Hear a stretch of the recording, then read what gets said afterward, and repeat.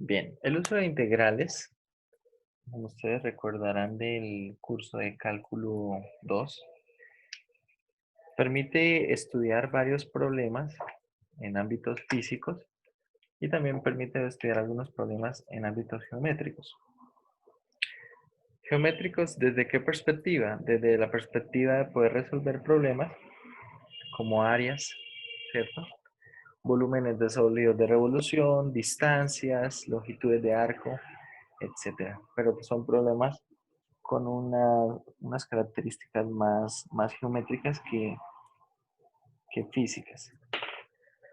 Acá el uso de integrales múltiples nos va a permitir estudiar funciones en varias variables y ver qué significado tendrá esas integrales con respecto a la geometría que se esté definiendo a partir de la superficie y de todo lo que esté aquí involucrado. Vamos a estudiar nosotros principalmente integrales dobles e integrales triples. Estas integrales dobles y triples tienen significado dentro de, como les digo, tienen algún significado geométrico en ciertos casos. Podríamos nosotros hacer integrales cuádruples, quíntuples, etcétera, pero pues estos ya carecen de cualquier significado, pero en teoría se puede hacer, solamente que los resultados no tendrían mucha significancia. Bien, bueno, antes de comenzar aquí, vamos a recordar un poco, al igual que hemos venido haciendo, nosotros todo el tiempo vamos a estar haciendo una comparación y una similitud con lo que se estudiaban en cursos anteriores. Hasta este momento habíamos repasado cosas del curso de cálculo 1, ¿cierto? Con respecto a funciones, límites, continuidad, derivadas y bueno, aplicaciones de la derivada como optimización. Acá pues vamos a empezar a recapitular algunas cosas del curso de cálculo 2. A ver, vamos a ir mejor a la pizarra y ahí escribimos algunas cosas.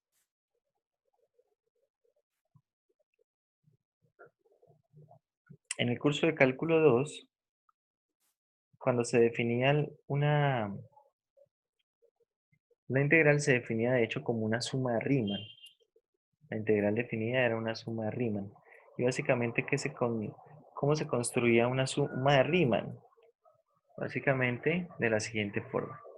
Tenemos nosotros por acá alguna función y nos concentramos en un intervalo AB.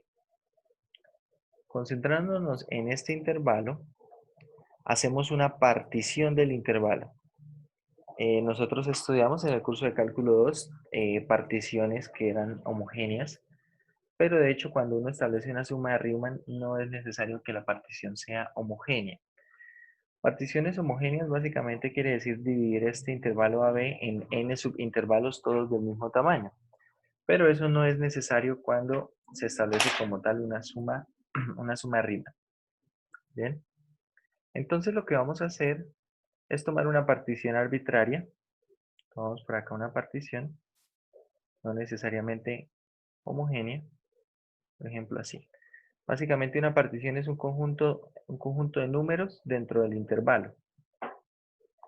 Y una vez dada esa partición, escogíamos un elemento que lo llamábamos representante, y ese representante iba a funcionar para los puntos ahí dentro de los intervalos.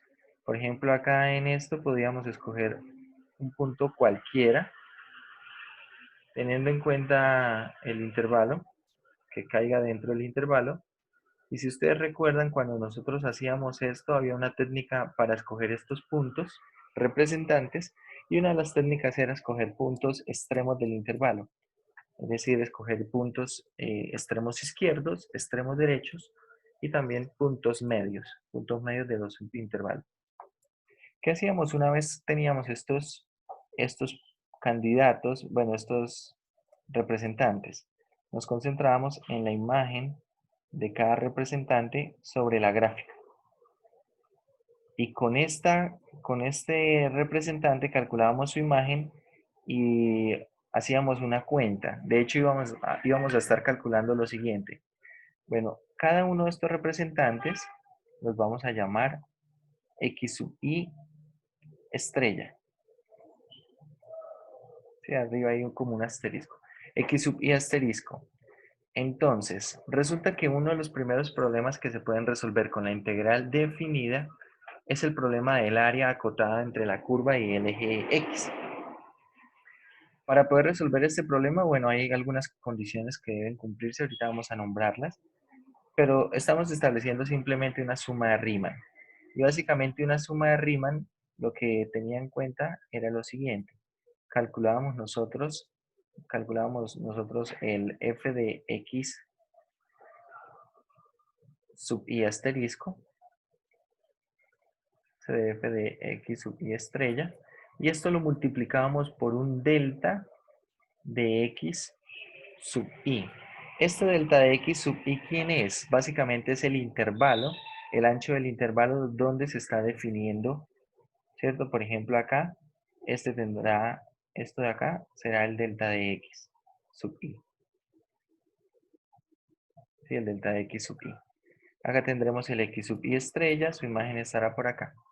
Entonces, cuando nosotros hacemos este producto, observa, estoy haciendo el ancho del intervalo por la imagen que viene siendo la altura. Si ustedes lo observan, básicamente acá lo que estoy calculando, ¿qué es? Lo que estoy calculando es el área de un rectángulo, ¿cierto? El área de este rectángulo.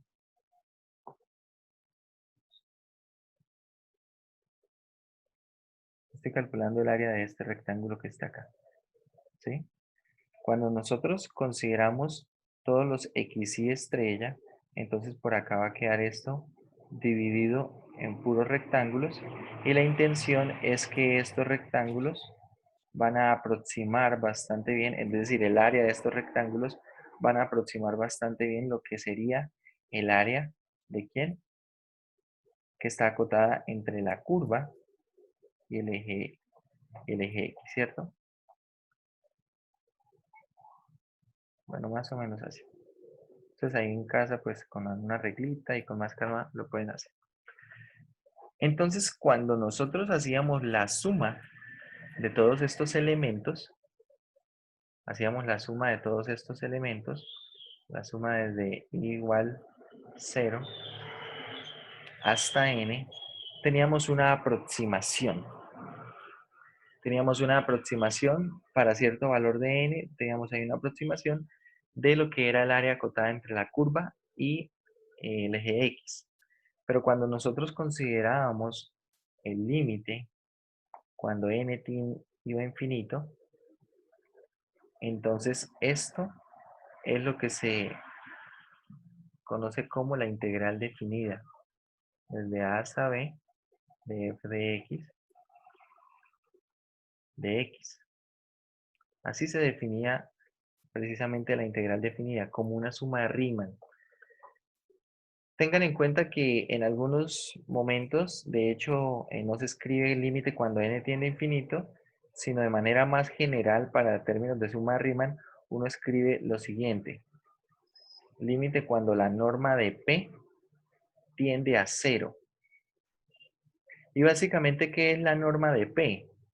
La norma de P es lo siguiente. La norma de P será el máximo entre los delta de x sub i. Es decir, básicamente, ¿qué es la norma de P en palabras? La norma de P es el mayor de todos los anchos de los intervalos. ¿Sí? Nosotros acá consideramos todos los delta de x sub i y el mayor de esos delta de x, que básicamente mide el ancho de los subintervalos, el mayor de ellos será la norma de P. Se conoce como la norma de la partición. ¿Bien? Algo que puede uno resaltar aquí es lo siguiente. Si la norma de la partición tiende a 0, es imperativo que n tienda a infinito. A ver, ¿por qué? No es posible que la norma de la partición se haga más pequeña sin que n cambie. Suponga usted que tiene 50 elementos en la partición, es decir, va a tener 50 subintervalos. Y yo hago que la norma de P vaya a 0, entonces escojo la mayor de las normas, ¿cierto? Perdón, la mayor de los subintervalos, y todos esos deben ir a cero. Si los subintervalos, el ancho de los subintervalos tiende a cero, entonces se van a hacer más pequeños. Pero ojo, no puedo aglomerarlos todos acá y que de pronto me quede un elemento así, porque entonces ahora esto va a ser precisamente un ancho de un subintervalo. Y todos deben tender a cero, todos deben tender a cero. Es decir, eso obliga a qué? A que cuando yo hago que la norma de P tienda a cero, tenga que tomar más elementos en la partición. Por lo tanto, esto es equivalente a decir que n tiende a infinito.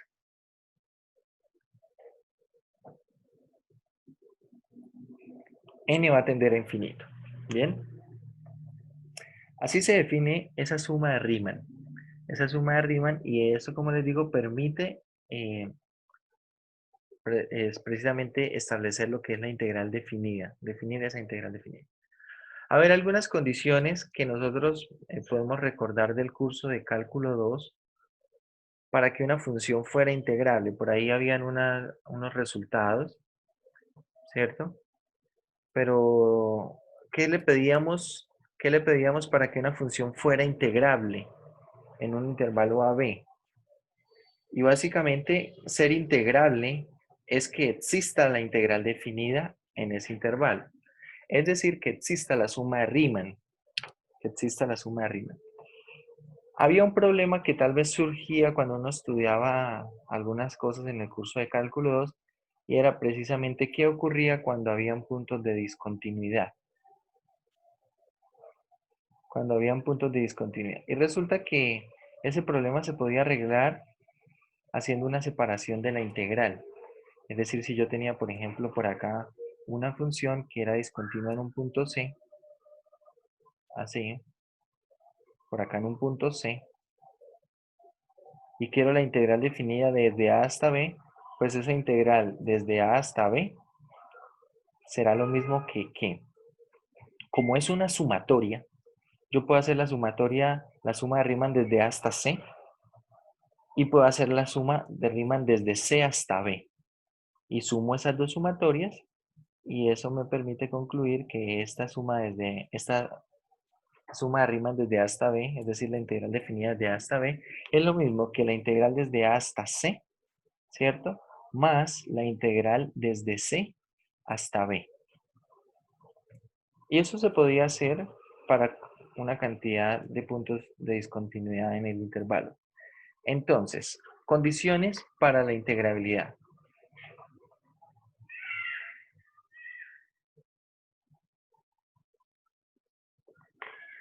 Condiciones para integrabilidad. ¿Qué se necesitaba para que una función fuese integrable? Bueno, para que una función fuese integrable, se necesitaba básicamente lo siguiente. F debe ser finitamente discontinua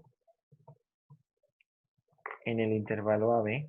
¿Qué quiere decir finitamente discontinua? Que tiene finitos puntos de discontinuidad. Voy a poner acá un paréntesis de aclaración. Posee un número finito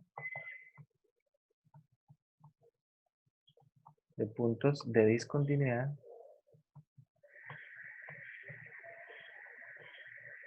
en el intervalo abierto AB. ¿Por qué pido que sea un número finito? Si es un número finito, yo puedo hacer una separación como la que acabamos de hacer acá para cuando hay un solo punto, ¿sí? Es decir, cuando tenemos un solo punto, podemos hacer esto, pero de hecho si tengo un número finito de discontinuidades, puedo hacer lo mismo. Es decir, si hay dos puntos de discontinuidad, los separo en tres integrales y así sucesivamente. Si es finito, puedo trabajar con eso. ¿Bien? Pero no era suficiente con que tuviera finitos puntos de discontinuidad. Porque luego, si nosotros, bajo ciertas condiciones, a ver, la integral definida, pregunta de falso o verdadero. A ver si continuamos acá en el curso o lo devolvemos a cálculo 2. Pregunta de falso y verdadero. Si, bueno, la integral definida corresponde al área acotada entre la curva, entre la gráfica de la curva y el eje X, ¿Falso o verdadero? A ver, lo que estamos preguntando es esto. La integral desde A hasta B de f de x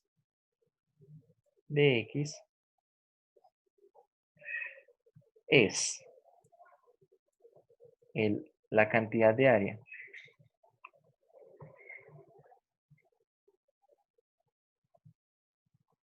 acotada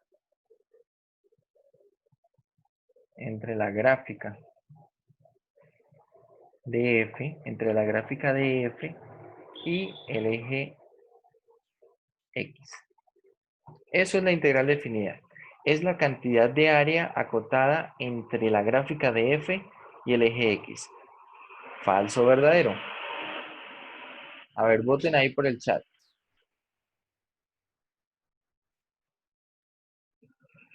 Bueno, voten tranquilos porque realmente no los puedo volver al curso de cálculo. Sé que no se preocupen. Voten ahí.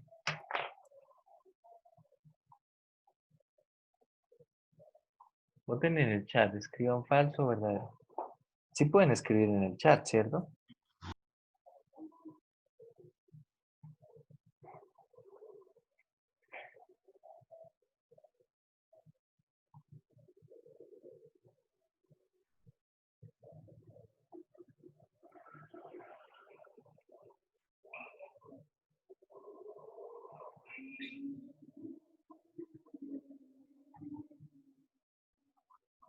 Bueno, tenemos verdadero, verdadero. Vamos a contar estos verdaderos.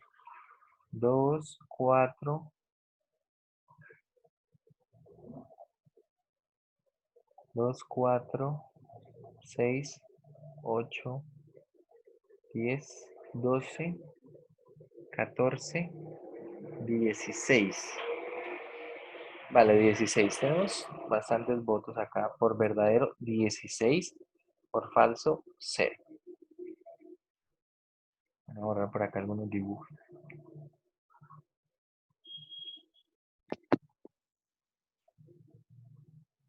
Bueno, y antes, vamos a pasar aquí al GeoGebra, que es más rápido hacer algunas gráficas para ver si nos convencemos de si esta afirmación es verdadera o es falsa. Vale. Ahora vamos acá al GeoGebra. Bueno, en este momento estamos en el GeoGebra, ¿no? Voy a poner la siguiente curva. Y igual a, pongamos x al cubo. Y igual a x al cubo. Entonces, si usted tiene esta función y igual a x al cubo, la pregunta es, ¿cuánto da la integral? Vamos a por aquí. ¿Cuánto da la integral desde menos 1 a 1 de x al cubo de x? Esto da x a la 4 cuartos, ¿cierto? Evaluado entre menos 1 y 1. Y haciendo las cuentas, esto va a dar un cuarto menos un cuarto. Es decir, ¿cuánto da todo esto? 0. Pero ahí entonces surge una pregunta. Está dando 0 y sin embargo la cantidad de área acotada entre la gráfica de la curva, ¿cierto? Y el eje X no es 0. Hay área ahí acotada, ¿cierto? Acá hay área acotada. Entonces está dando 0. Conclusión. Volvemos a la pizarra. Esta afirmación, de hecho, es falsa. De hecho, es falsa. La integral definida no siempre coincide con la cantidad de área acotada entre la gráfica de la función y el eje X. ¿Cuándo ocurre? Esto ocurre si pasa lo siguiente. Si yo le hubiese puesto la siguiente condición. Si f de x es mayor o igual que 0 para todo x en AB, para todo x en AB, entonces esto es cierto. Resulta que si la función es no negativa, ¿cierto? Es decir, es mayor o igual que cero, entonces la cantidad de área sí coincide con la integral definida. Sí coincide con la integral definida. Bueno, hay algunos conceptos acá que vamos a estar revisando, vamos a estar eh, repasando, reaprendiendo, como este. Entonces, estos conceptos me interesa que los tengamos claros antes de empezar a trabajar con integrales múltiples. Porque puede ser que alguna idea incorrecta que traigan del curso de cálculo 2 les permitan sacar conclusiones incorrectas para esto que vamos a estudiar con integrales múltiples. Bien, ¿qué pasa? Que cuando la función es positiva o cero, es decir, es no negativa, la integral definida coincide con la cantidad de área, es decir, que esa suma de Riemann coincide con la cantidad de área. Y básicamente para que esta suma exista, esta suma sea una cantidad acotada, podríamos pedir que la cantidad de área también fuera acotada, ¿cierto? O sea, podríamos pedir precisamente que la función fuera acotada. Y esa es una condición muy importante cuando hablamos de integrabilidad. Entonces, ¿qué se necesita para que una función sea integrable? Que posea un número finito de puntos de discontinuidad en el intervalo abierto. Y otra condición es que f sea acotada en AB. ¿Qué quiere decir que sea acotada? Básicamente, vamos a poner acá un corchete de aclaración. ¿Qué quiere decir que sea acotada en el intervalo AB? Que la gráfica de f sobre el intervalo AB se puede encerrar en una, bueno, vamos a llamarlo acá en general, en una bola abierta de radio y, bueno, de radio finito. Básicamente, lo que voy a pedir es que la gráfica, si nosotros vamos, por ejemplo, acá al GeoGebra nuevamente, lo que vamos a pedir es que la gráfica en el intervalo, digamos acá de -1 a 1, esta gráfica se pueda encerrar ¿en qué? Esta gráfica se puede encerrar en alguna bola. No necesariamente debe estar el centro por ahí en la gráfica, no. Pero observe, la pregunta es, esta bola, que viene siendo un disco abierto en el plano, esta bola encierra totalmente la gráfica en el intervalo que yo quiero, es decir, ¿encierra esto? Sí. Entonces, esta porción de gráfica es acotada en el intervalo 0, 1. ¿Bien? Y bueno, tal vez usted estará pensando, pero ¿qué tipo de función no va a permitir eso? Ah, bueno. Entonces, por ejemplo, una función como esta, y igual a 1 sobre x. Quiero que construya en el mismo intervalo de -1 a 1. ¿Será que existe alguna bola que contenga toda la gráfica de la función comprendida entre -1 y 1? Observe, si yo hago acá un zoom inverso y aumento bueno, vamos a poner de hecho este acá y aumentamos acá. Y dice, ah, bueno, ahí la contiene. Pero resulta que sigo haciendo un zoom inverso y no, se sale todavía. Y tendría que seguir aumentando esto, pero como ustedes ya conocen la función 1 sobre x, esto se va a salir siempre. Es decir, no existe una bola con radio finito que contenga toda la gráfica de la función 1 sobre x en el intervalo de -1 a 1. No existe. Simplemente así, no existe. Conclusión, esta función no es acotada en el intervalo de -1 a 1. De -1 a 1 no es acotada. Y bueno, cuando tenemos precisamente ese tipo de casos donde las funciones son no acotadas, bueno, ahí es donde tenemos que estudiar integrales impropias, ¿cierto? Tenemos que estudiar integrales impropias y ver si esas integrales realmente toman algún valor o son divergentes, ¿no? Pero básicamente esas son las condiciones para la integrabilidad. Entonces, algunas cositas para recordar. ¿Qué se necesita para que una función sea integrable? Dos cosas. Que sea finitamente discontinua en el intervalo AB, ¿cierto? Y además que la gráfica sea acotada. Que sea acotada, repito, es que existe un intervalo, perdón, existe una bola abierta que contiene a la gráfica sobre ese intervalo, es decir, a la porción de la gráfica.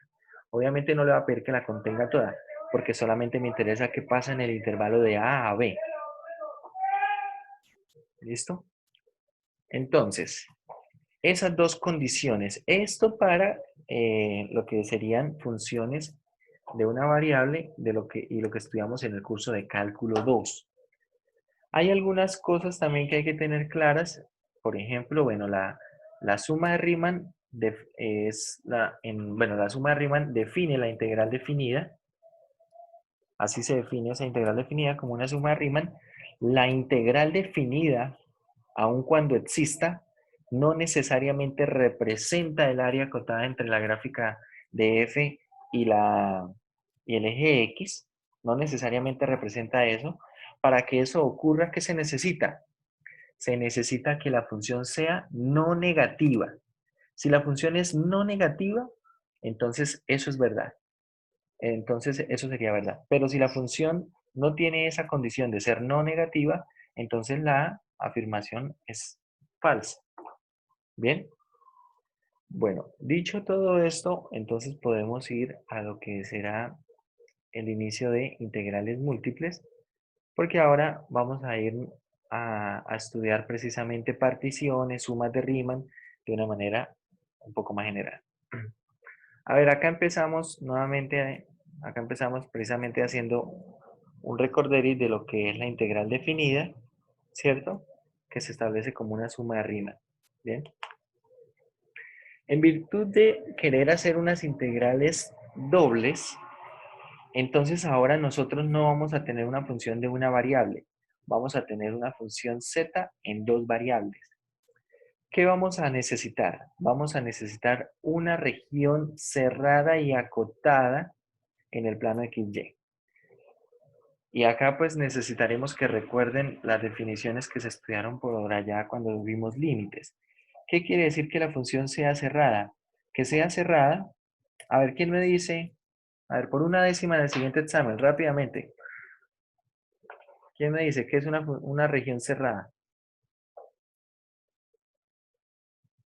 Pueden levantar la mano o pedir la palabra ahí en el chat. Bueno, levantar la mano virtualmente, ¿no? Por ahí un botoncito que dice levantar la mano, porque si lo está levantando allá en su casa, pues yo no voy a poder verlo, ¿no? A ver rápidamente, ¿qué es una función cerrada?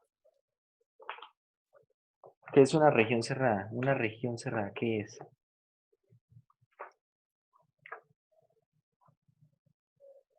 ¿No? ¿Nadie? Profe, la que es contenida en alguna región o por alguna...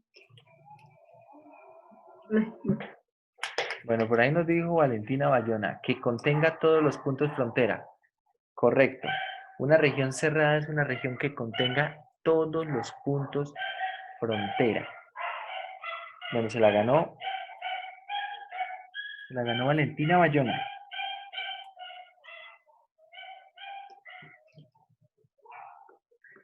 Bueno, contiene todos los puntos frontera. ¿Y qué es un punto frontera? Un punto frontera es un punto de tal manera, a ver acá aprovechando esta gráfica. Acá, un punto frontera será un punto tal que cuando yo trace una bola abierta, cualquier bola abierta de cualquier radio, ¿qué va a ocurrir con esa bola abierta? Que va a contener tanto puntos, ¿cierto? Que estén aquí por fuera de la región como puntos que estén por dentro de la región. Esos son puntos frontera. Claro, si yo tomo un punto que esté por acá, este no es un punto frontera porque yo puedo construir una bola abierta que está totalmente contenida dentro de la región R. Es decir, que esa bola abierta no va a contener puntos por fuera de la región R. Por lo tanto, este punto no es un punto frontera.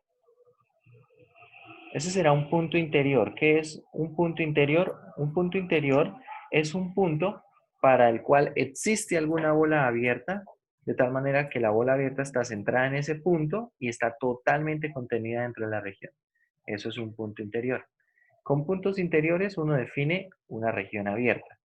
¿Qué es una región abierta? Algo que salió en el examen pasado.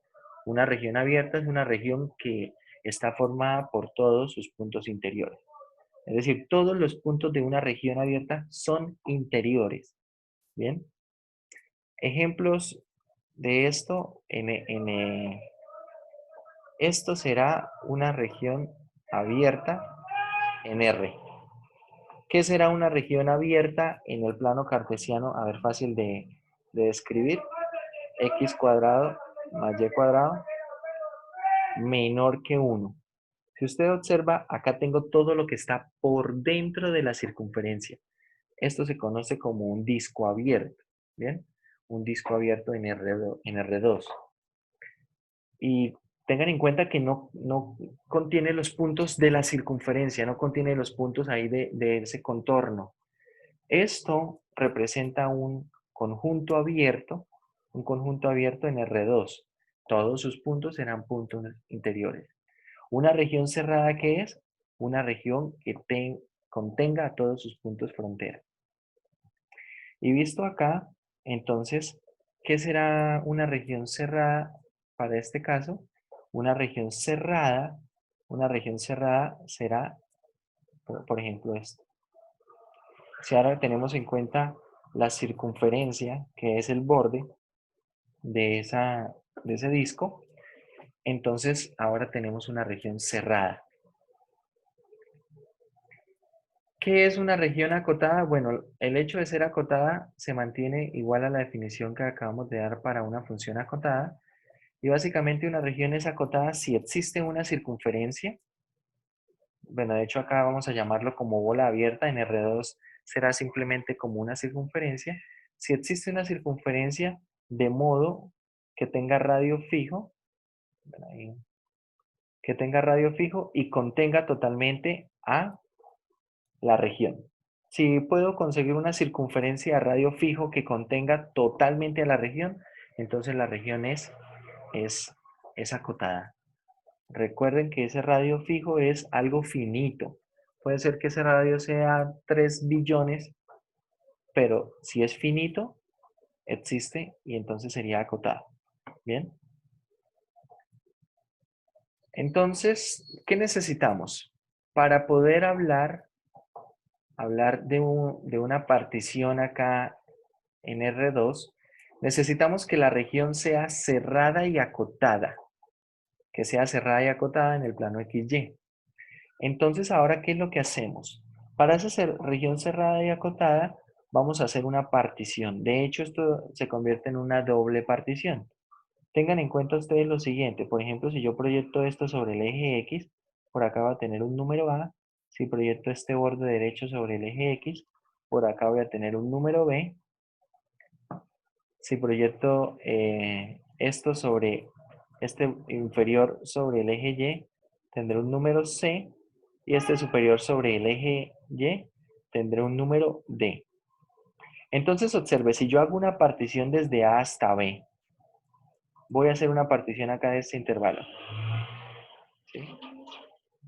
Y acá, desde C hasta D, voy a hacer también una partición. Y ahora lo que voy a hacer es prolongar las líneas. A ver, desde de A a B, vamos a poner unas líneas rojas. Voy a poner esta recta. Omitamos, no le presten mucha atención a la cuadrícula que está ahí atrás. Vamos a concentrarnos en la cuadrícula que estamos construyendo nosotros para hacer también ahí unas observaciones. Porque de hecho la partición no necesita ser homogénea. Para hacer una suma de Riemann no necesito que sea homogénea como se ve ahí de la cuadrícula en la parte de atrás. Ahora con azul vamos a poner las que vendrían siendo los elementos de la partición en el eje Y. Si ustedes observan, yo acá tengo algunos cuadrados, unos rectángulos, en general se le llaman blocos, porque esto se puede definir también para una región en el espacio. En general se le llamarán blocos, así como bola abierta es una definición general. Una bola abierta en R, ¿qué es? Un intervalo abierto. Una bola abierta en R2, ¿qué es? Un disco abierto. Una bola abierta en R3, ¿qué es? Una esfera abierta, es decir, básicamente lo que esté por dentro de una esfera, y así sucesivamente. Entonces los blocos, esos blocos, eh, ¿quiénes serán? Un bloco en R será básicamente un intervalo cerrado. Un bloco en R2, como estamos viendo acá, será una región rectangular, como la que estoy rayando por aquí. Un bloco en R3, ¿qué será? Será más o menos una cajita, ¿sí? Una cajita. Y así sucesivamente. En general se las llamarán, bueno, acá no le llaman tanto blocos, pero una forma más general de llamarle a estos objetos son blocos. A ver, si ustedes observan, cuando yo considero la partición roja, que es la del eje X, la partición azul, que es la del eje Y, resulta que yo puedo identificar acá, puedo identificar algunos blocos que están totalmente contenidos, ¿cierto? Dentro de la región. De hecho, si ustedes observan, tengo por acá como estos tres blocos y ya está. Este cuarto como que se sale ahí un poquito.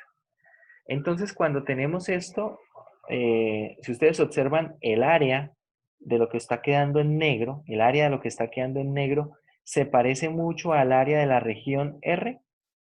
La verdad es que no, no se parece y es bastante mala esa aproximación. Entonces, ¿qué es lo que hacemos? De manera iterativa, lo que uno hace es hacer un refinamiento de la partición. ¿Qué es un refinamiento de la partición? Agregarle más elementos a la partición. ¿Sí? Por ejemplo, le agrego estos tres elementos. Claro, cuando yo le agrego estos tres elementos, pues acá se van a agregar unas rectas, ¿cierto? Que van a hacer básicamente, y si ustedes se están dando cuenta, yo acá estoy construyendo elementos rectangulares no cuadrados, como aparecía ahí en la gráfica. Entonces observen ahora cuántos más están allí totalmente contenidos.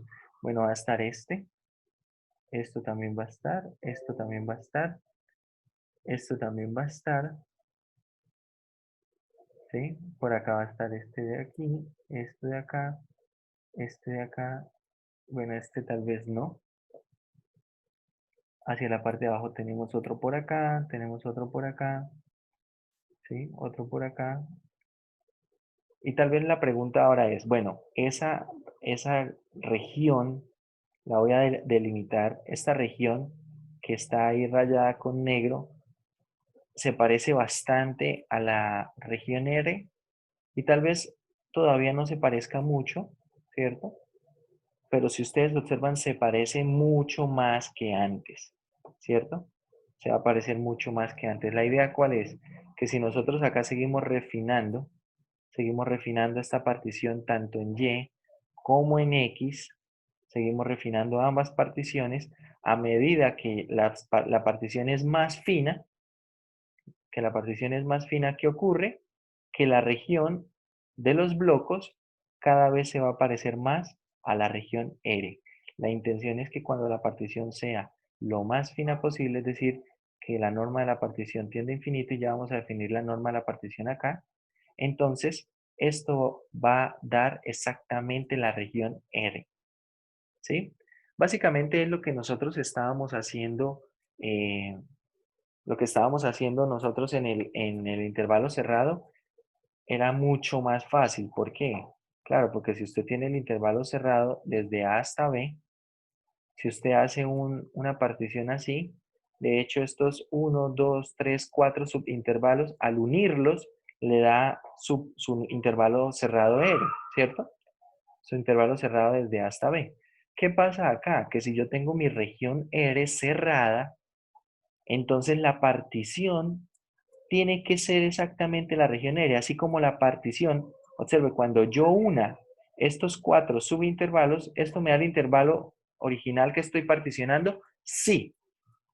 Entonces, para poder hacer esto mismo con la región R, esa partición tiene que hacerse bastante fina para que pueda hacerse una aproximación de R. Acá solamente estamos haciendo la partición, todavía no estamos calculando nada de la integral. Bien, entonces acá se define más o menos cómo se hace para plantear la integral. Dice, por medio de una retícula de líneas verticales y horizontales paralelas a los ejes coordenados, forme una partición P de R en n subregiones rectangulares bueno, área R sub K. Bueno, n regiones rectangulares R sub K de área delta de A sub K. Cada uno de estos rectángulos va a tener cierta cantidad de área. ¿Bien? Acá, como ustedes están viendo la forma en la que se define la partición, en ningún momento dice que tiene que ser homogénea. ¿Sí? No tiene que ser homogénea. La norma de la partición es igual a ¿qué? A la longitud más grande de las regiones rectangulares. Entonces, a ver, para entender esto de la norma de la partición, vamos a ir a esta partecita donde no habíamos subrayado nada.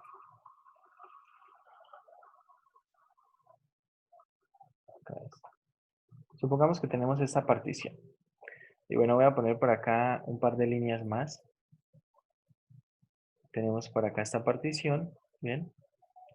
Entonces, para esta partición, ¿quién será la norma de la partición?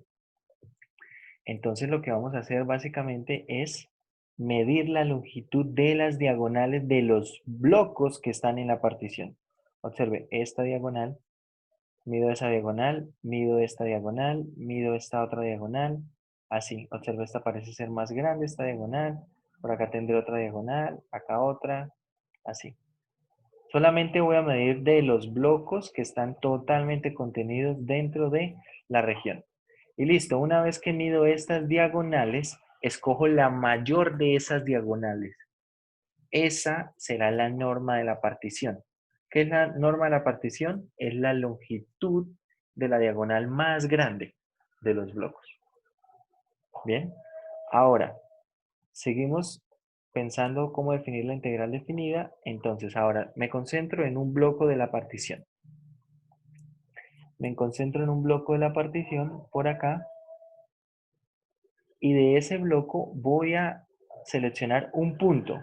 Un punto cualquiera, ese será, será el representante.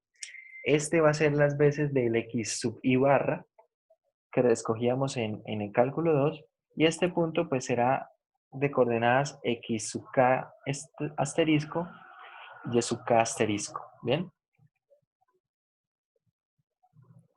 Será un punto en uno de los blocos. Ahora, ¿qué es lo que vamos a hacer? Vamos a hacer la siguiente suma.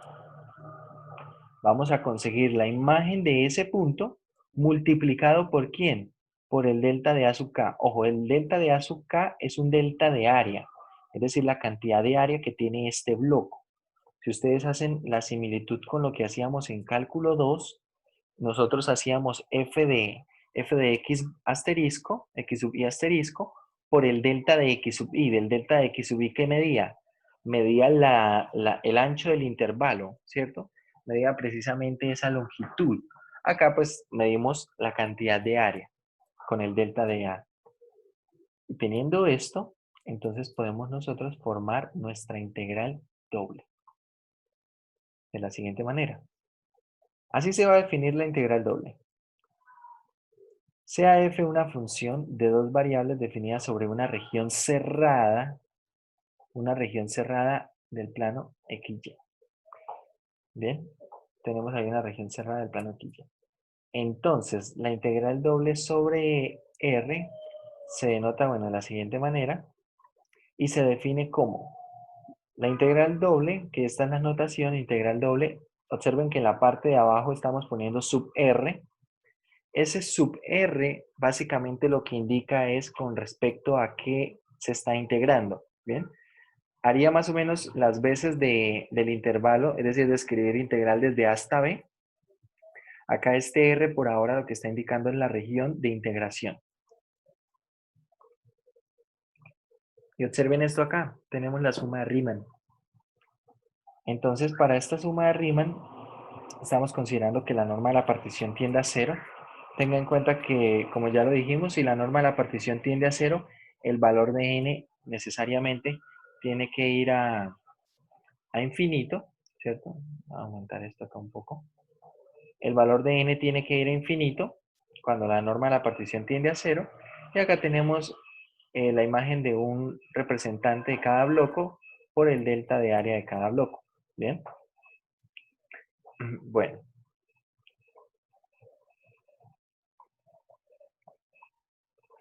teniendo en cuenta que esto se convierte en un límite, se define en un límite, ese límite tiene la posibilidad de existir o no existir.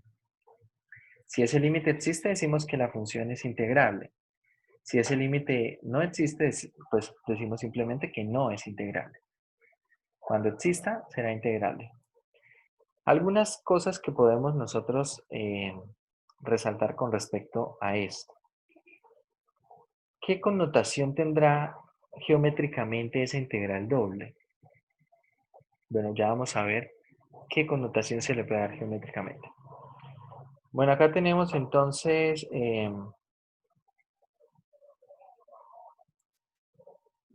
lo siguiente. Bueno, por acá hay un ejemplo, hay unos ejemplos de sumas de Riemann y de hecho eh, son bastante sencillos dadas las funciones. Y pues si ustedes recuerdan en cálculo 2, precisamente esta suma de Riemann necesitaba hacerse con funciones bien sencillas. ¿Por qué? Porque básicamente para calcular esa suma de Riemann necesito calcular sumatorias.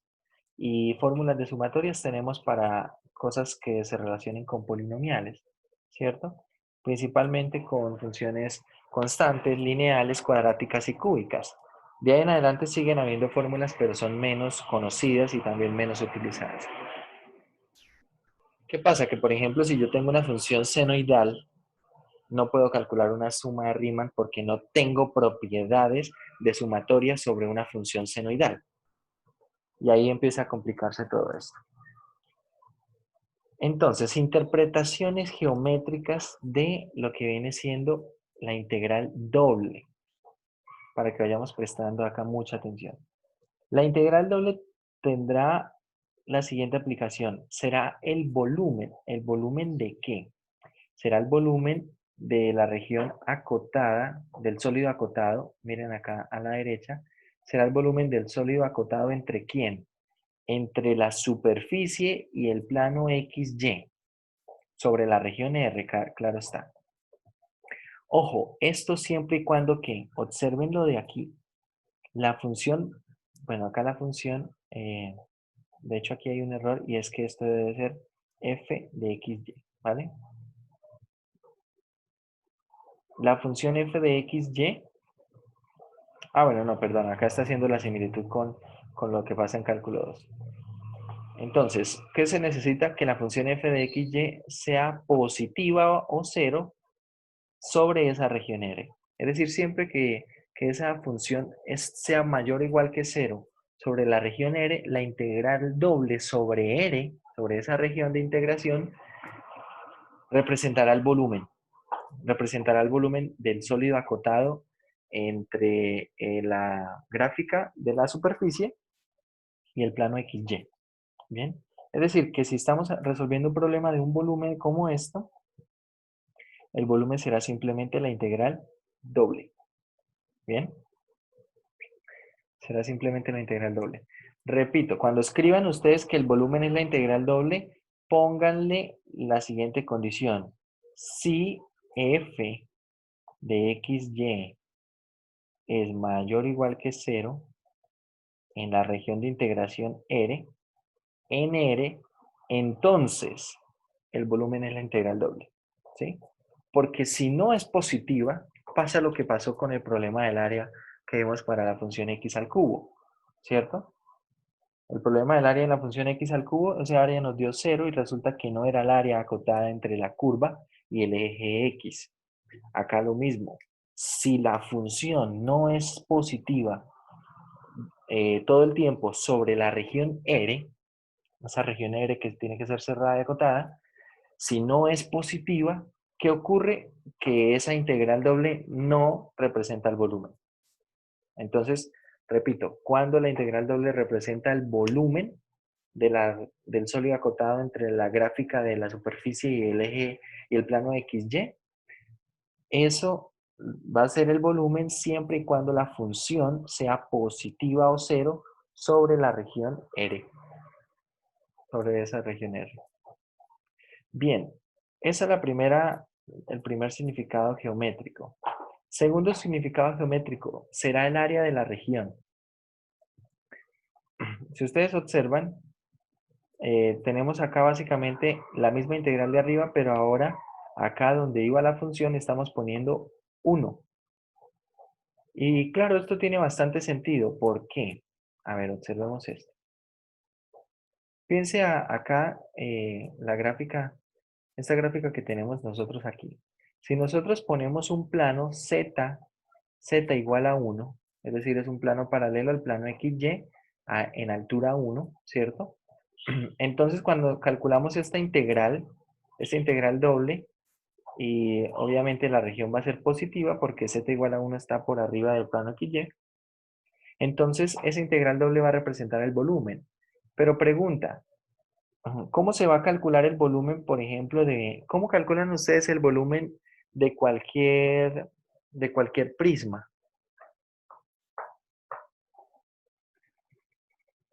¿Recuerdan qué es un prisma?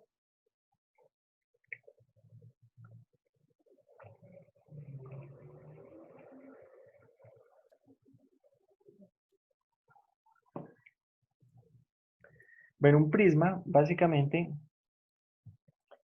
es lo siguiente. Ustedes toman, a ver, vamos a hacer por aquí una grafiquita.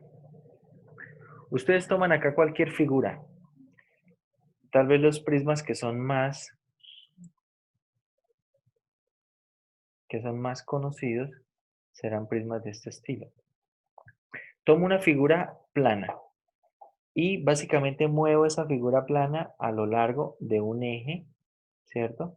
Y eso hace que se forme un prisma. Entonces, para los prismas,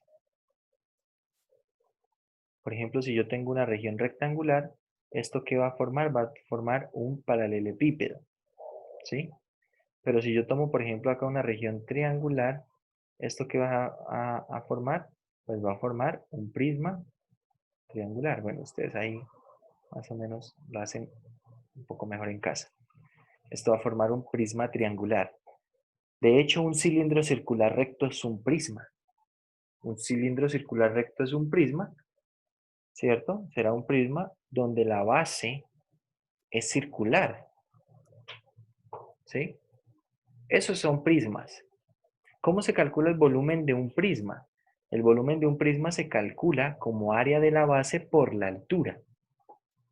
¿Sí? Área de la base por la altura. Así se calcula el volumen de un prisma.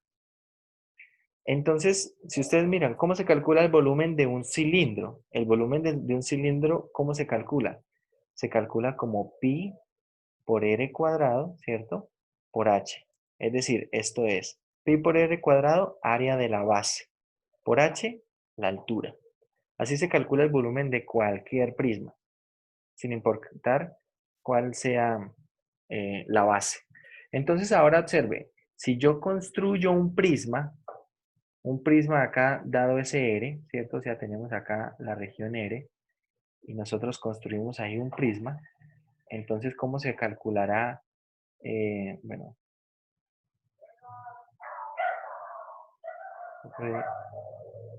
no la voy a dibujar igual, pero la idea es esa, ¿no?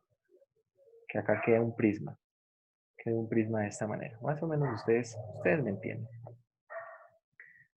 Entonces, ¿cómo se calcula el volumen de ese prisma? Bueno, el volumen de ese prisma será nuevamente el área de la base, ¿cierto? Por la altura.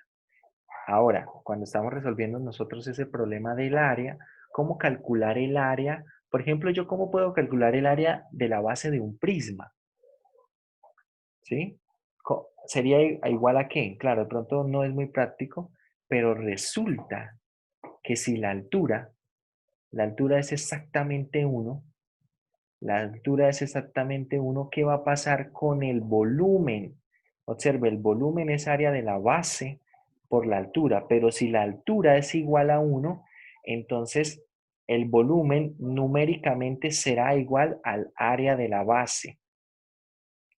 ¿Sí? Cuando yo construyo un prisma de altura 1, ese volumen va a ser numéricamente igual al área de la base. Entonces es lo que estamos haciendo acá. Por ejemplo, yo quiero calcular el área de esa base. Quiero calcular el área de la región R. ¿Cómo hago para calcular el área de esa región R? Bueno, puedo calcular la integral doble, ¿cierto? Teniendo en cuenta que estoy construyendo un prisma de altura 1. Es lo que está pasando acá. Acá básicamente la altura que se está midiendo por la función f, estoy poniendo 1, es decir, estoy construyendo un prisma de altura 1 y el volumen de ese prisma de altura 1 numéricamente es igual a ¿qué? Numéricamente es igual al área de la base. Entonces tenemos una segunda aplicación geométrica para una integral doble. La primera, el volumen. Recordemos, volumen de una función que esté, bueno, un volumen de un sólido que está acotado entre la gráfica de una superficie y el plano XY, siempre y cuando la función sea positiva o cero sobre la región de integración. Acá pasa exactamente lo mismo, pero acá nos quitamos un problema. ¿Cuál? El problema de pensar que la función tenga que ser positiva sobre la región de integración. Y de hecho lo es, porque es constante 1. ¿Bien? Tenemos esas dos aplicaciones de momento. Lo que viene siendo el volumen y lo que viene siendo la cantidad de área de una región. Bien, algunas propiedades para integrales dobles. De hecho, muchas de estas se mantienen como se estudian en cálculo 2 y precisamente se mantienen porque estas se demuestran a partir de las propiedades de sumatorias. Recuerden que la integral doble es una suma de Riemann en esencia, es el límite, ¿cierto? Es una suma de Riemann. Entonces, todas estas propiedades se mantienen a partir de eso. Por ejemplo, si tengo una integral doble de una función multiplicada por una constante, ¿qué puedo hacer? Sacar la constante de la integral. Bien, esto lo podríamos hacer en cálculo 2. La integral doble de la suma o resta de funciones es la suma o resta de integrales dobles. Tengan en cuenta que acá básicamente vamos a necesitar claro que f y g sean funciones integrales sobre R. ¿Sí? Si alguna de estas no es integrable, bueno, el teorema no vale. Por ejemplo, también tenemos esta. Si nosotros tenemos una región R, pero resulta que la región R se puede dividir en dos regiones, R1 y R2, entonces lo puedo hacer. La integral doble sobre R será ¿qué? Será precisamente la integral doble sobre R1 más la integral doble sobre R2 acá. Muy importante esto. Donde R1 y R2 son subregiones que no se traslapan.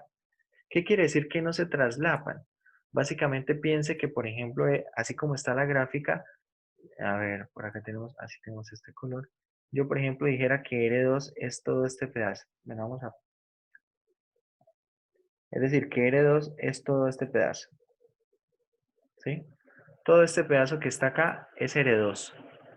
Todo esto es R2. Es decir, y todo lo que está ahí por debajo, todo esto que voy a señalar en negro, vamos a decir que es R1. Entonces, ¿cuál es el problema? El problema es que R1 y R2 están traslapando. ¿Qué es traslaparse? Básicamente que se están superponiendo. Y si ustedes observan acá, por ejemplo, este punto, están ambas regiones. Está tanto en R1 como en R2. Voy a pintar mejor la R2 de azul para que la veamos. Está tanto en R1 como en R2.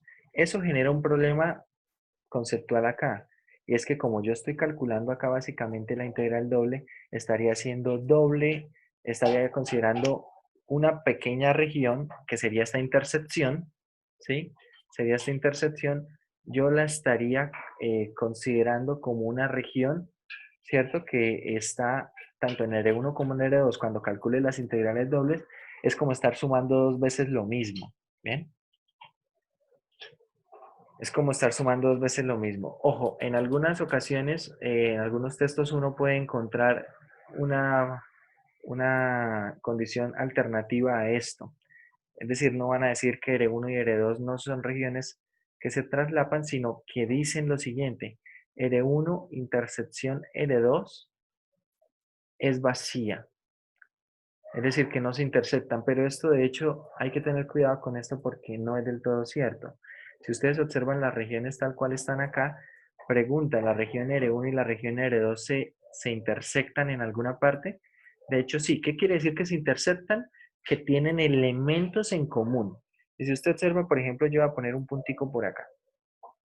Este punto es un punto que está tanto en R1 como en R2.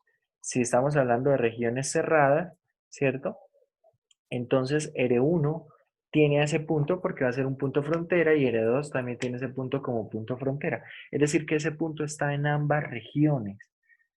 Y por lo tanto, decir que la intersección es vacía puede ser algo complicado si no se entiende bien a lo que se quiere referir. Pero de hecho, no es del todo correcto decir que la intersección es vacía porque puede ser que sí se intersecten. Y bueno, algo importante es que la unión de las regiones sean también la región de integración, ¿no? Porque claro, si yo, por ejemplo, digo, no, R2 es solamente este pedacito, ¿sí? Y R1 es solamente este pedacito. Claro, R1 y R2, aquí como las estoy dibujando, no se traslapan, pero ¿qué pasa? Que cuando yo calculo la integral sobre R, no me va a dar lo mismo que la suma de integrales sobre R1 más la integral sobre R2, ¿cierto? No me va a dar lo mismo, claro, porque no estoy considerando, por ejemplo, elementos por acá, no estoy considerando elementos por acá. Entonces ahí también tenemos que poner esa condición. Básicamente lo que nosotros hacíamos en los intervalos, ¿cierto? En un intervalo AB, si nosotros por acá considerábamos un punto C, entonces esto lo debería ver como la suma de la unión, de hecho, de dos intervalos. Yo puedo poner incluso así desde A hasta C unido con de C a B, ¿cierto? Y da exactamente el intervalo cerrado de A hasta B. Acá cerrado también. ¿Sí? Y si lo divido en más partes, pues así tendría que seguirlo considerando como una unión ahora de tres intervalos, etcétera. Pero no puedo hacer, por ejemplo, algo como que si acá tengo un número D, entonces ir desde A hasta D y hacer la unión con DC a B, porque, por ejemplo, toda esta parte la estaría omitiendo y no me va a dar el valor de la integral definida. Una cuarta propiedad es la siguiente. Si yo tengo que la integral doble, bueno, la integral doble sobre f es mayor o igual que la integral doble sobre g, si f es mayor o igual que g sobre la región L. Básicamente, ¿cómo podemos entender esto si nosotros pensamos acá en unas funciones? Por ejemplo, pensemos en esta función f. Pensemos en esta, bueno, vamos a llamarla esta g. Pensemos en esta función g y vamos a poner, por ejemplo, por aquí una función f. Y si ambas son positivas, pensando en esto, si ambas son positivas, acá tengo el intervalo AB, entonces a partir de la gráfica, solo de la gráfica, yo esperaría que cuál integral definida me diera más. Yo esperaría que la integral definida de f en AB tuviera mayor valor que la integral definida de g en AB, ¿cierto? ¿Por qué? Precisamente por esto que está ocurriendo. La integral definida así como la estamos poniendo, pues va a ser cantidad de área, ¿no? Pero ojo, de hecho yo no necesito que sean ambas positivas, tampoco necesito que esto sea cierto. De hecho uno puede demostrar eso, que si f es mayor o igual que g en un intervalo AB, la integral de f sobre AB es mayor o igual que la integral de g sobre AB. Y esa propiedad se mantiene acá en integrales dobles, ¿sí? Si f es mayor o igual que g sobre una región R, entonces la integral doble sobre R de f es mayor o igual que la integral doble sobre R de g. Bien, algunas propiedades se mantienen acá desde el curso de cálculo 2. Bueno, para finalizar, un comentario con respecto al volumen neto. El volumen neto, cuando nosotros estamos calculando el volumen básicamente piensen lo siguiente. Si yo, por ejemplo, acá vemos una gráfica. Si yo, por ejemplo, tengo sobre la región R, que está ahí, ahí está ahí puesta, tengo precisamente una porción de la gráfica, que bueno, yo la voy a seleccionar con rojo, que está por debajo del plano XY. Entonces, ¿cómo calcular el volumen neto? Porque si yo hago la integral doble, ¿cierto? Hago la integral doble de la región, de toda la región, lo que me va a dar no es el volumen. ¿Por qué no me va a dar el volumen? Precisamente porque la función no es todo el tiempo mayor o igual que cero. Pero entonces ahora la idea es esto. Donde la región sea positiva, vamos a llamar a esta región R1. Donde la función sea negativa, vamos a llamar R2. Entonces, ¿cómo será el volumen neto? El volumen neto, en teoría, será la integral doble sobre R1 de F, ¿sí? Acá por un diferencial de área, menos, acá pasa exactamente lo mismo que hacíamos en cálculo 2. Esa parte que era negativa, entonces, o bueno, vamos a escribirlo así que tal vez se parece un poco más a lo de cálculo 2. Vamos a poner más integral doble sobre R2 de menos F, ¿sí? Por DA. Es decir, donde la función sea negativa, yo en esa parte la voy a escribir como menos la función. La voy a escribir como menos la función. Y ahora resulta que en esta porción pues voy a tener así, algo así como una reflexión, ¿cierto? Y vamos a tener acá la porción de la gráfica hacia la parte de arriba. Y eso realmente sirve para calcular el volumen neto. Pasa exactamente con el problema del área neta que se estudiaba en el curso de cálculo 2, ¿cierto? Si yo tenía una parte que era positiva de la función, una parte que era negativa, ¿sí? Por ejemplo, si yo tenía algo así, tenía acá el intervalo desde A hasta B, y por acá tenía un punto C, por acá un punto B. ¿Cómo podría encontrar yo el área neta? El área neta, o el área total, será ¿quién? No puedo poner integral definida desde A hasta B. Tengo que poner integral definida desde A hasta C, ¿sí? Más, bueno, acá voy a ponerle así. Integral definida desde A hasta C de F, ¿sí? Más la integral definida desde C a D de menos F, más la integral definida desde D hasta B de F nuevamente. ¿Bien? Es decir, en aquellos momentos donde la función precisamente tenía este comportamiento, era negativa, entonces yo escribía menos la función, ¿cierto? Acá va a pasar exactamente lo mismo, pero este es un problema complicadísimo en general. ¿Por qué? Porque solamente el hecho de determinar cuál es la curva de corte, ¿cierto? ¿Cuál es la curva de corte? Esta curva de corte, mejor dicho, donde la superficie se corta con el plano XY, puede tener su trabajo. Ahora, no solamente necesito saber dónde la curva se corta con el plano XY, sino además qué parte de la curva está dentro de la región R.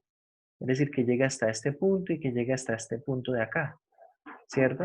Para poder definir bien la región R, dividirla en dos partes. Eso en general es complicadísimo, porque si yo pongo cualquier superficie y pongo cualquier región R, las cuentas pueden salir tremendamente complicadas. Cuando nosotros resolvamos problemas de este estilo, es muy probable que podamos utilizar superficies que conozcamos bastante bien. Acá, muchachos, va a empezar a cobrar muchísima importancia las superficies cuádricas. Así que si ustedes no las recuerdan muy bien, no las han estudiado muy bien, eh, aún no es tarde para esto. Tienen que hacerlo porque, como les digo, acá vamos a estar utilizando estas superficies cuádricas porque serán las más sencillas con las que podemos trabajar. Entonces necesitamos conocer bien estas superficies, reconocerlas muy bien, poderlas incluso encontrar algunos datos con respecto a ellas, cortes con los planos, cortes con los ejes, etcétera.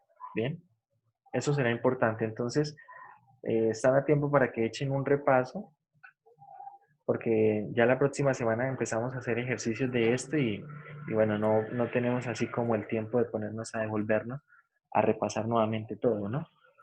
Entonces, les digo esto para que vayan haciendo un repaso con respecto a esto de superficies cuádricas y se pongan un poco al día con eso, ¿no?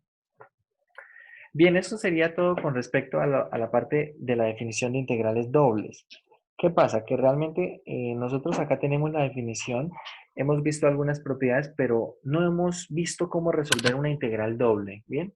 No hemos visto cómo hacerlo. Y realmente no hemos visto porque no la vamos a resolver a partir de la suma de Riemann, esa es la verdad. Al igual que cuando uno estudiaba la derivada, si ustedes recuerdan, cuando uno en cálculo 1 estudiaba la derivada, allá le decían, bueno, esto se deriva, la definición es a partir de un límite, pero de hecho uno no trabajaba en adelante con ese límite, ¿cierto? ¿Cómo calculaba derivadas? Con ese límite no era. Para eso se estudiaban teoremas de diferenciación y esos teoremas de diferenciación permitía calcular derivadas.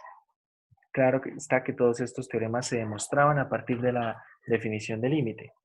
Cuando ustedes posteriormente empezaron a hablar de integrales, como ya lo hemos repasado en esta clase, la integral definida se, se definía, valga la redundancia, se definía precisamente como como una suma de Riemann. Pero si ustedes recuerdan el curso de cálculo 2, ustedes no se pasaron el curso de cálculo 2 calculando integrales a punta de sumas de Riemann, ¿cierto? ¿Qué se estudió? Se estudiaron técnicas de integración. Entonces acá de momento tenemos la definición de la integral doble, pero no vamos a calcular esas integrales dobles a partir de la definición, porque son sumas de Riemann y de hecho vamos a poder trabajar con funciones demasiado sencillas para lo que realmente serán nuestros intereses y entonces necesitamos más bien ver formas de cómo calcular esas integrales. Y para eso vamos a hablar de integrales iteradas. Integrales iteradas. Las integrales iteradas básicamente se hacen de la siguiente manera. Primero acá se estudia lo que es la integración parcial. Bien. Por ejemplo, acá podemos estar integrando, observe lo que es una integración parcial. Tenemos nosotros acá una función que depende de dos variables, ¿cierto? Si nosotros a esa función de dos variables la integramos con respecto a y, estamos considerando que x se comporta como constante en esta integral. Entonces acá voy a tener una primitiva y voy a tener una constante de integración. Tenga en cuenta que la constante de integración es una función que depende exclusivamente de x. ¿Y por qué funciona? Porque observe, si todo esto, a ver, todo esto vamos a llamarlo h. Si usted calcula la derivada parcial de h con respecto a y, ¿qué le da? La derivada parcial de h con respecto a y será precisamente la derivada parcial de f mayúscula con respecto a y, ¿cierto? Y la derivada parcial de C1 de X con respecto a Y es 0.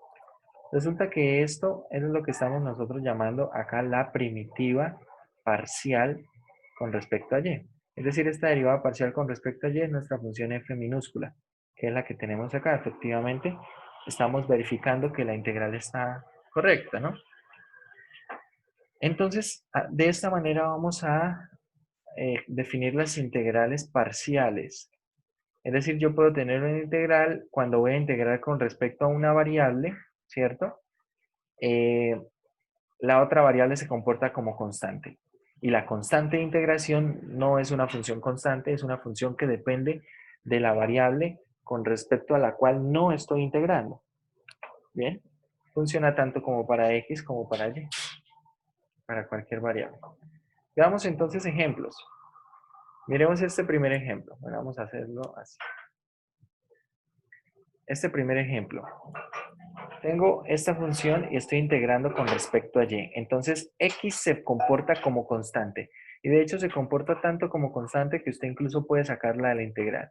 Es decir, yo puedo escribir esto como 6x integral de y cuadrado de y. ¿Bien? Y calculo esta integral. Entonces esto será 6x. La integral de y cuadrado será y al cubo tercios. ¿Cierto? Y ojo, más una constante de integración. ¿Pero quién es esa constante de integración?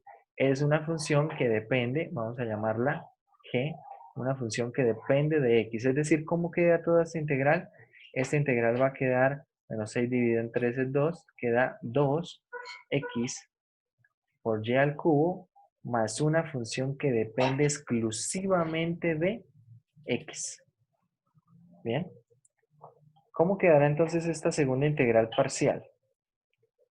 Estoy integrando ahora con respecto a ¿quién? A x. Es decir, esto va a quedar 3x al cuadrado, y cuadrado, más una función que depende exclusivamente de y. Y ustedes pueden verificar, si yo quiero saber si esta integral está bien, derivo parcialmente con respecto a x. La derivada parcial con respecto a x, ¿de esto qué es? Es precisamente 6x y cuadrado, y la derivada parcial de una función que depende solamente de y será 0, ¿cierto? Y estas serán entonces las integrales parciales. Resulta que cuando nosotros definimos las integrales parciales, acá tenemos, le estarán llamando C1 de C2, C1 de X, C2 de Y, pero usted puede ponerle cualquier nombre, F, G, H, lo que quiera. Las integrales parciales me permite ahora definir una integral que se llamará una integral iterada. Entonces, bueno, acá tenemos básicamente una integral parcial, pero ahora definida, ¿no? Una integral parcial definida. Y a ver, si ustedes observan, ¿qué es lo que yo espero aquí? Observen. Si usted observa la primera integral, estoy integrando con respecto a y, ¿cierto? Me va a quedar de esa integral una función que depende de x y y. Y acá tenemos algunos valores 1 y 2. Estos valores serán para evaluar a quién. Será para hacer una integral definida, pero en y. Es decir, que todo esto al final debe dar una función que depende de x. Vean el ejemplo. Tengo acá mi integral parcial definida, ¿cierto? Hago mi integral con respecto a y. Recuerde que cuando es definida, pues no vamos a escribir ahí constantes de integración. Y pues ahora evalúo, pero observe, evalúo en quién, en y. Tenemos y al cubo es 8 por 2, 16, ¿cierto? Y acá 4x logaritmo natural de 2 y evaluando en 1, pues queda esto. Haciendo las cuentas, nos quedará esto. Observe que el resultado es una función que depende de x. El resultado es una función que depende de x. Bueno, y de manera análoga se tiene el otro ejemplo. Entonces, las integrales iteradas ahora permiten definir lo siguiente. Acá vamos a necesitar reconocer una región dependiendo del tipo de la región. Entonces, a ver. Hay regiones que las vamos a conocer como regiones tipo 1 y otras como tipo 2. Veamos acá con respecto a lo que viene siendo la integral. Bueno, la región y cómo plantear la integral iterada. Resulta que dependiendo de la región, la forma que tenga la región, yo voy a poder plantear mi integral iterada de una u otra manera. A ver, regiones tipo 1. Regiones tipo 1, si ustedes observan qué característica tiene. Observe que x varía entre una constante a y una constante b. Es decir, x está variando entre a y b. Y y está variando entre una función g1 de x hasta una función g2 de x. ¿Cierto? Eso lo está haciendo y. Ya está variando entre. Entonces, por izquierda tenemos una función g1 de x y por derecha, es decir, por la parte superior, tenemos una función g2 de x. Tengan en cuenta que cómo identifico el extremo inferior de esta doble desigualdad, precisamente lo que esté más hacia la parte negativa de y, ¿cierto? Esto es una región tipo 1. ¿Qué es una región tipo 1 en otras palabras? Cuando x está acotado entre constantes y y entre funciones. ¿Bien? Pero básicamente la característica principal, x acotado entre constantes. Si x está acotado entre constantes, es región tipo 1. Ahora, región tipo 2. Si ustedes observan la región tipo 2, tenemos ahora a y acotado entre constantes. Y varía entre C y D. Y está acotado entre constantes y X está acotado entre dos funciones, ¿cierto? Observe una función H1 de Y, funciones que dependen de Y. X está entre H1 de Y y H2 de Y. Bien. Importantísimo poder reconocer estas regiones, muchachos, de aquí en adelante. Si podemos reconocer estas regiones como tipo 1 o tipo 2, vamos a poder plantear estas integrales iteradas y más adelante integrales dobles e integrales triples con mucha facilidad.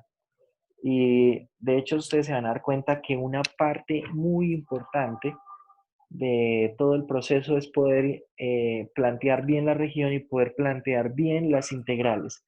Ya lo que va a hacer en el camino requiere muchísimo de lo que se vio en cálculo 2, de las técnicas de integración.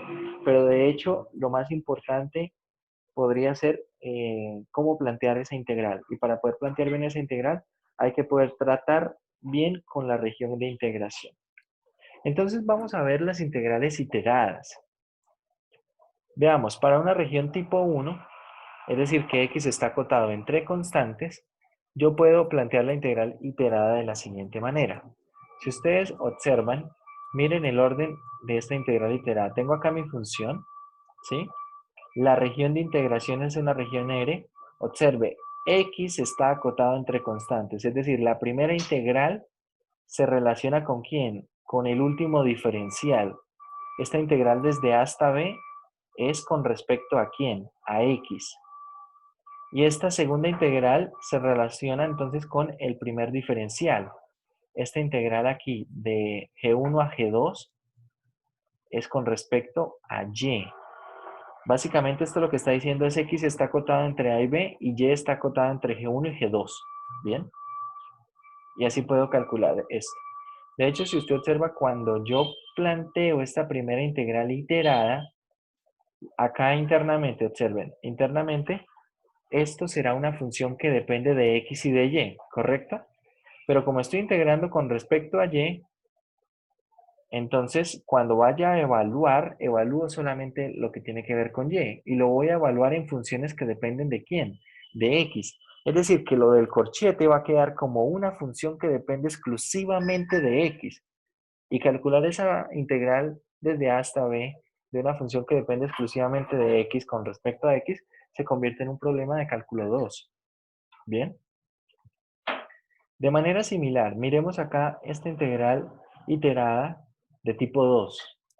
Si ustedes observan, nuevamente, la primera integral tiene que ver con el último diferencial, ¿cierto? Es decir, que y está variando entre c y d.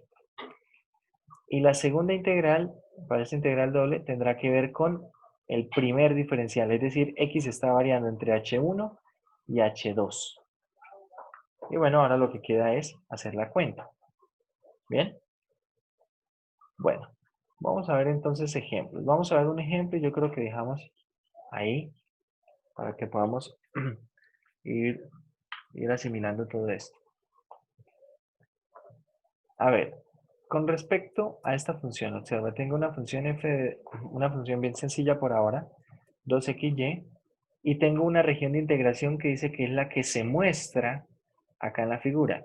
A ver, si ustedes observan esta región de integración, ¿qué será? ¿Será tipo 1? ¿Será tipo 2? Recuerde, tipo 1 si x está acotado entre constantes.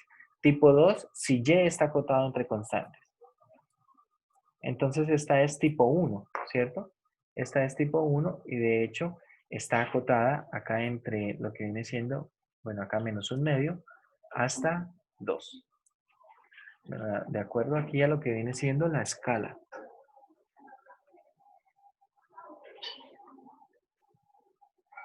Bueno, esta escala está como rara. Yo creo que, a ver, miremos la cuenta. Bueno, lo que pasa es que está mal. Si cada cuadrito vale una unidad, esto debería ser acá menos 2. Está mal la gráfica. Es decir, que acá esto es menos 1, de acuerdo a las cuentas. Entonces, observe, x está acotado entre quién. X está acotado entre -1 y 2, ¿cierto? Según veo yo en la gráfica, la región de integración, X está acotado entre 1 y 2. ¿Y Y está acotado entre quién? Observe, por la parte inferior tengo la función Y igual a X. Es decir, que Y por la parte inferior está acotado por X, ¿cierto? Y igual a X. Y por la parte superior está acotado por quién? Por Y igual a X al cuadrado más 1. ¿Sí? Entonces esto es una región tipo 1. X está acotado entre constantes y Y está acotado entre funciones que dependen de X. Listo, planteo mi integral. Entonces, observe, planteo mi integral y como es tipo 1, entonces esta primera integral tiene que ver con respecto a X, ¿cierto? X, obsérvelo acá mismo, la integral lo dice. X está variando entre -1 y 2. ¿Bien? Y Y está variando entre quién? Entre X y X al cuadrado más 1. Entonces ahí planteamos esa integral de esa manera. Y ahora procedemos con hacer la integral iterada. Calculo primero integral con respecto a Y. Entonces integramos parcialmente. ¿Cuál es la integral parcial de 2xy? Será x por y cuadrado. Esto lo evalúo entre x y x más 1. Es decir, evaluándolo en x más 1 queda x por x más 1 al cuadrado, menos, evaluándolo en x, queda x por x al cuadrado, que es x al cubo. Lo que queda es hacer aquí las cuentas, ¿cierto? Hacer acá las cuentas. Y bueno, nos va a quedar precisamente una función. Bueno, acá no están haciendo todas las cuentas, pero la idea es hacer ahí todas las cuentas. ¿Cómo serían todas las cuentas? Bueno, acá tenemos x, la integral bueno, resolvamos este cuadrado. X al cuadrado queda x a la 4. ¿Cierto? Voy a abrir acá un paréntesis. Queda x a la 4. X a la 4 más el doble producto más 2x al cuadrado más el segundo al cuadrado, 1, esto menos x al cubo. Es decir, esto será x a la 5. Acá tenemos 2x al cubo menos x al cubo, queda más x al cubo, ¿cierto? Más x al cubo más x. Queda de esta manera. Y ahora lo que procedemos a hacer es hacer la integral con respecto a x. Integramos con respecto a x. O bueno, acá lo que pasa es que está haciendo la integral con respecto a x, haciendo una sustitución simple. Pero si usted rompe todo el producto, pues ahora integra esto con respecto a x, ¿cierto? Es decir, esto le hará lo mismo que tener x a las 6 sextos, ¿cierto? Más x a la 4 cuartos, más x al cuadrado medios. Todo esto evaluado en ¿quién? Todo esto evaluado entre -1 y 2. ¿Y hace la cuenta? Bueno, y debe dar estos 63 cuartos. Bien. Entonces, importante, a partir de la región de integración, poder plantear bien el tipo de integral, y con eso ya lo que procede es calcular las integrales iteradas, ¿cierto? Primero una integral parcial con respecto a la variable que esté más interna, y así sucesivamente. A ver, la próxima clase vamos a